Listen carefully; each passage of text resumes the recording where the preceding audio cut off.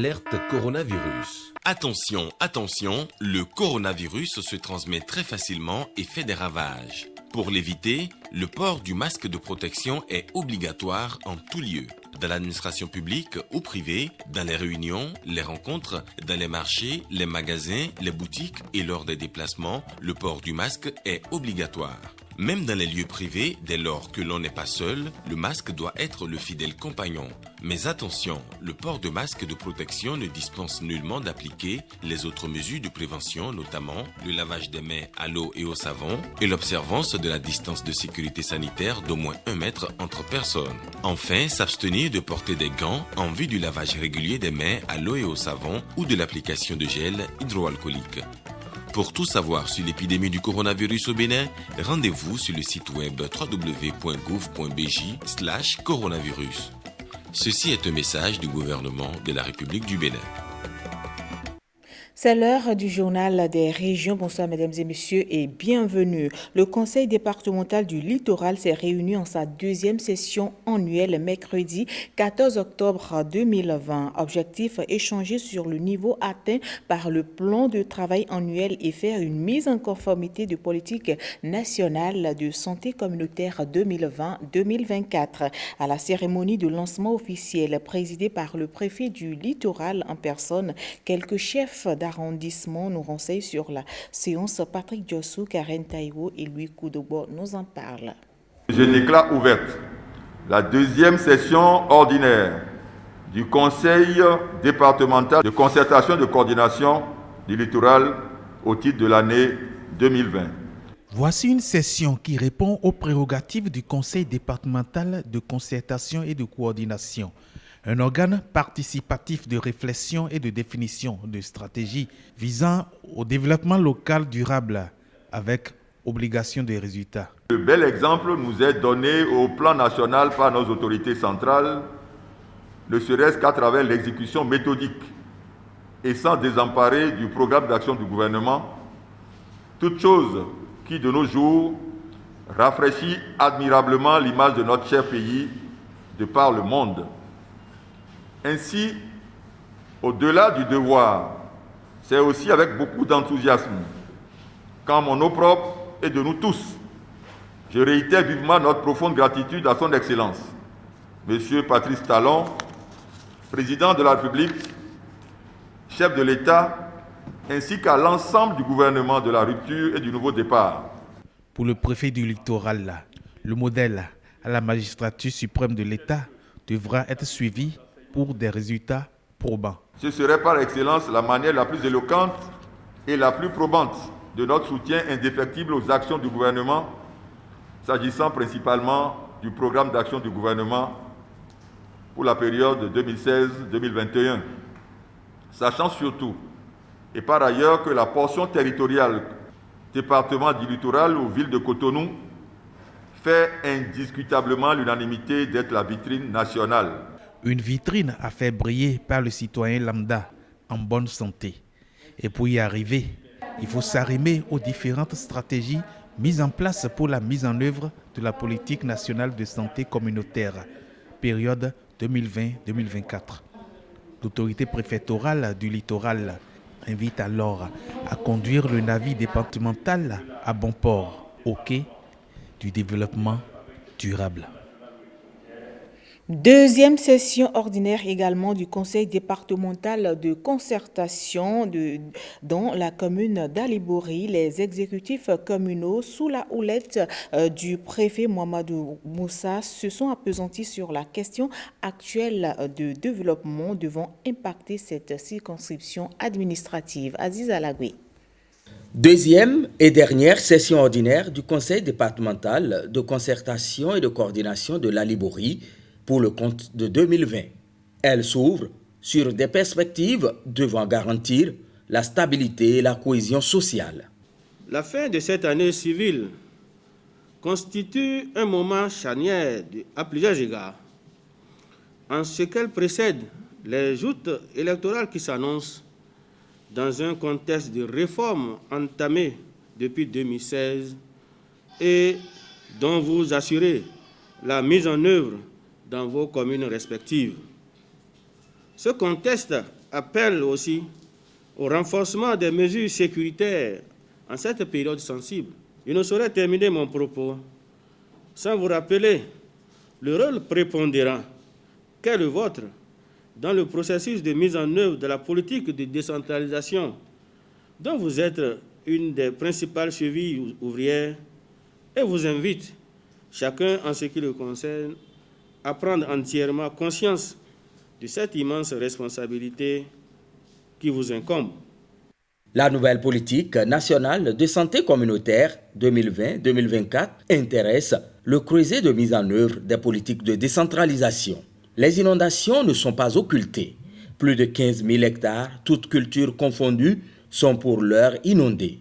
La gestion des récoltes reste une priorité. Dans les zones à risque, il faut mettre en place des dispositifs de stockage sur pilotis.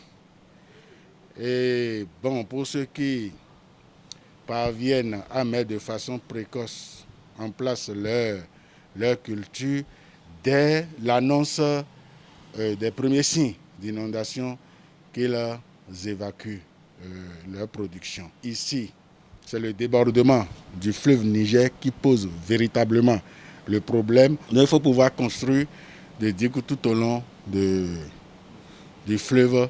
Ce dernier conseil a également permis à ses membres d'apprécier l'accompagnement de la préfecture de Kandi depuis son effectivité. Votre sens aigu, je dirais, de l'excellence et votre ambition de révéler le département de la Liborie ont amené les communes du département à améliorer leur performance en termes de gouvernance. Pour l'efficacité des instances de décision infracommunales, il est exigé des mairies le règlement selon les normes des indemnités de cession. Le préfet du plateau, les maires et autres responsables des structures impliquées dans la gouvernance locale ont tenu hier mercredi la session ordinaire du Conseil départemental de concertation et de coordination du plateau. À l'occasion, le creuset que constitue le CDCC a été exposé aux nouveaux maires, de même que les défis. Brice Mumbo, Firmin Bassaro, compte rendu. C'est la deuxième session ordinaire du Conseil départemental de concertation et de coordination au titre de 2020, mais la toute première pour les nouveaux maires. C'est donc à juste titre que les échanges ont porté en premier sur plusieurs thématiques liées aux missions du CDCC. État de la gouvernance locale en 2016 et les défis à relever, un autre sujet d'intérêt en débat au cours de cette session. Mesdames et messieurs les membres du CDCC Plateau, le département du Plateau est appelé à relever de nombreux défis, dont le plus important, à mes yeux, est le défi de la promotion du développement local. Ainsi, la tâche qui nous attend est immense, et ceci dans tous les domaines, que ce soit le domaine politique, économique, social, culturel et touristique. Je voudrais profiter de l'opportunité que m'offre cette deuxième session ordinaire du CDCC de notre département et dont vous, élus communaux, ici présents, êtes à votre première participation pour vous présenter les grands défis de développement que nous devons tout mettre en œuvre pour relever au cours de votre mandature.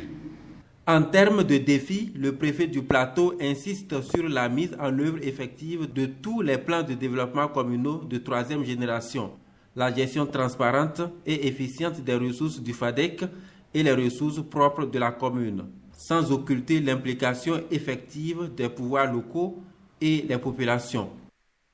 On change de sujet à présent pour parler de la Journée internationale de la femme rurale. Quel rôle joue-t-elle dans le processus du développement local? C'est le département de la Liborie que la question s'est posée. Et la réponse avec les femmes rurales, c'est un reportage signé ici Aziz Alagbe et Wenceslas Arwaimon.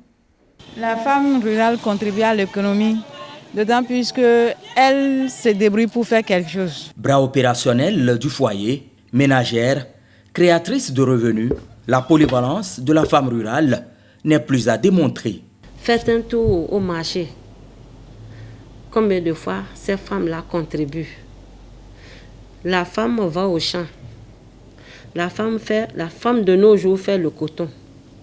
La femme de nos jours fait de gari. La femme prépare l'huile d'arachide. Et c'est avec ça qu'il éduque.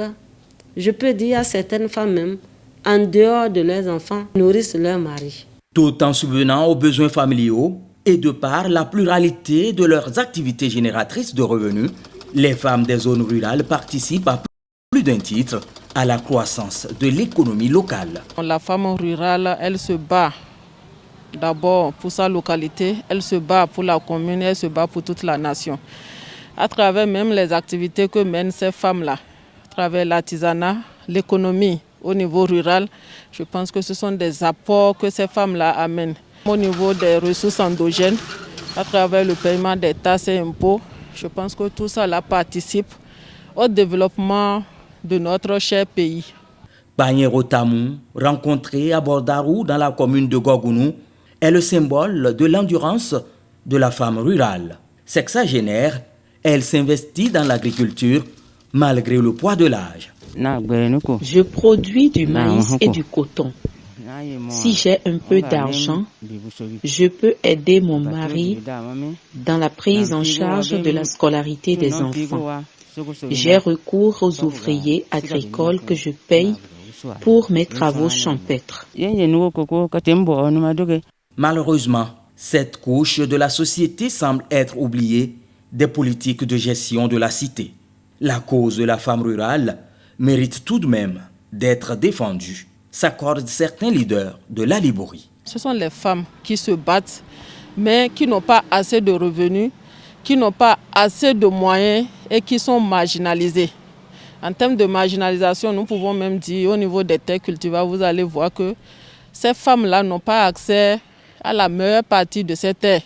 Donc nous sommes en train de lutter pour que ces femmes-là obtiennent les terres bien cultivables pour qu'elles aient vraiment un rendement meilleur. Et également au niveau de la femme rurale, nous sommes en train de faire en sorte que toutes les filles aillent à l'école.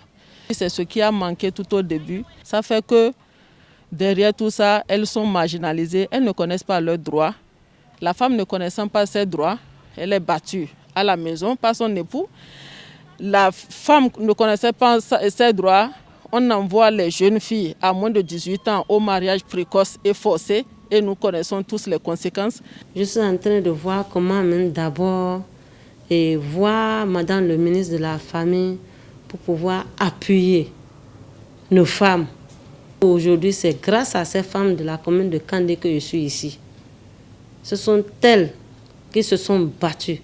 Moi, je tiens à me battre pour que ces femmes-là puissent arriver. Je le ferai. Plaise à Dieu. La nouvelle classe politique dit s'engager à éradiquer de tels fléaux afin de laisser libre champ à la femme rurale, gage du réel décollage de l'économie locale. En 2018, le nombre de cas de grossesse enregistrés dans les établissements secondaires du département du Plateau se chiffre à 142. Ce phénomène, même s'il est en régression dans le département, la situation reste toujours une préoccupation pour les autorités du département à divers niveaux. C'est pourquoi la Journée internationale de la fille de Pobé ce mercredi a mis l'accent sur la nécessité de mieux éduquer les élèves filles. Brice Moubo, Firmé Bassao, compte rendu. La lutte contre les grossesses en milieu scolaire est un combat de longue haleine mené par les autorités du département du Plateau.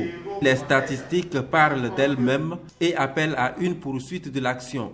Depuis l'année passée, nous avions constaté en 2018 que le nombre de grossesses était à 142 dans les établissements.